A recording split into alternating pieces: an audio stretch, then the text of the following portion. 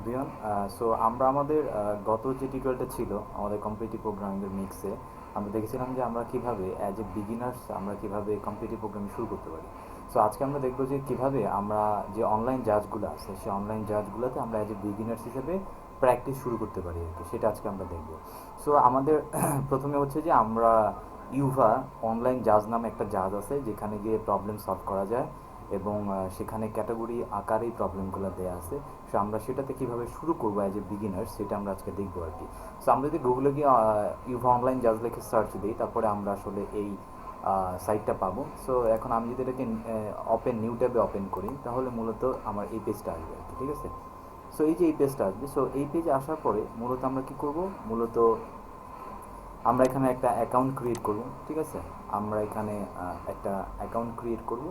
So account create করার পরে কি করতে পারবো যে আমরা এখানে প্রবলেম ব্রাউজ, যে বিভিন্ন প্রবলেম আছে প্রবলেমগুলো ব্রাউজ করতে পারবো। সো এখানে অনেকগুলো প্রবলেম ব্রাউজ করার ক্ষেত্রে একটা অসুবিধা হচ্ছে কি, আমি কি আসলে বুঝতে পারবো না যে অ্যাজ এ বিগিনার্স আমার কোন প্রবলেমগুলো সলভ করা উচিত। সো এটার জন্য আমরা কি করব, এটার জন্য আমরা এই যে ইউভা হান্টিং আছে, ইউভা হান্টিং এটাকে নিউ ট্যাবে ওপেন করব। ওপেন ট্যাব করলে যে এই জিনিসটা আসবে আর কি, ওকে। সো এখানে যদি আমি আমার ইউজার নেমটা সার্চ দিই, বা যে কোনো ইউজার নেম আপনি দিতে পারেন, যে এমন কেউ আছে যে কম্পিটিটিভ প্রোগ্রামিং করে এবং সেই ভাবে সলভ করছে, সে কী কী প্রবলেম সলভ করছে সেগুলো আপনি আসলে দেখতে পারবেন। আর এখানে একটা নাম সার্চ দেওয়ার পরে কী হবে সেটা আমি দেখাচ্ছি। আমি যদি আমার নাম সার্চ দিই,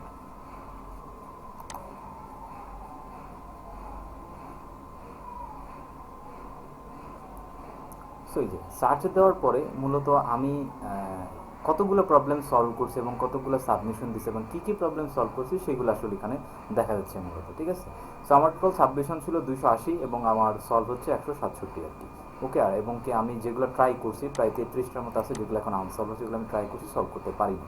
সো এখন আমরা কী করবো, অ্যাজ এ বিগিনার্স আমি কোথায় যাব, এই যে এখানে লেখা যাচ্ছে যেটা, এই যে পার্টটা, এই পার্টটা দেখা যাচ্ছে।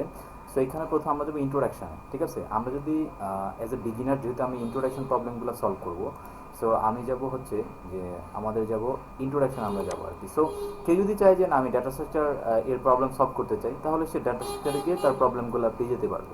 যদি বলে না আমি গ্রাফ নিয়ে করতে চাই তাহলে সে গ্রাফে যাবে। কেউ যদি চায় না আমি ম্যাথমেটিক্সের যেগুলো আছে সেগুলো করবো, তো ম্যাথমেটিক্সের কী আছে, নাম্বার থিওরি এরকম পার্ট আছে।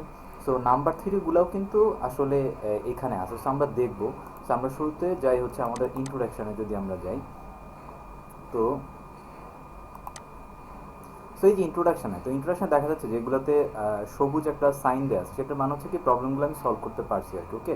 আর এখানে আমি এটা ট্রাই করছিলাম, সেটা আমি ট্রাই করছি, যেটা আমি আসলে সলভ আমার হয় নাই। সো এই প্রবলেমগুলো আমি সলভ করছি। এইখানে হচ্ছে কি যেমন বলা আছে সুপার ইজি, ইজি, মিডিয়াম, তারপর আস্তে আস্তে এগুলো হচ্ছে অ্যাডহক প্রবলেম আর কি, ইজি প্রবলেম। তারপরে যে অ্যাডহক প্রবলেম এগুলো আছে, গেমের প্রবলেম আছে, তারপরে যে প্যালিন্ড্রোমের প্রবলেম আছে, অ্যানাগ্রামের প্রবলেম আছে। সো এখান থেকে আমি যেগুলো সলভ করছি সেগুলো চেষ্টা করতে পারেন অ্যাজ এ বিগিনার্স আর কি, শুরু থেকে। বা কেউ যদি র্যান্ডমলি শুরু থেকে শুরু করতে চান তাহলে প্রথম থেকে শুরু করে তাহলে প্রবলেমগুলো আস্তে আস্তে সলভ করতে পারেন, ওকে। সো কেউ যদি চায় আমি ডাটা স্ট্রাকচারে যাবো, সো ডাটা স্ট্রাকচার যাওয়ার পর এখানে ডাটা স্ট্রাকচার প্রবলেম আছে। সো ডাটা স্ট্রাকচারে ইউভাতে আমার কয়েকটা প্রবলেম সলভ করা আছে, সবগুলো নাই। সো এখন তারপরে আপনি ডাটা স্ট্রাকচার প্রবলেমগুলো সলভ করতে পারেন। সো যদি আপনি প্রবলেম সেটে ক্লিক করেন তাহলে কিন্তু প্রবলেম সেটটা আসলে ওপেন হয়ে যাবে, ওকে। সো প্রবলেম সেটটা ওপেন হয়ে যাওয়ার পরে আপনি কী করতে পারবেন, যে এখানে আসলে প্রবলেম সেটটা আপনি পড়বেন, পড়ার পরে এটার কোডটা আপনি করবেন।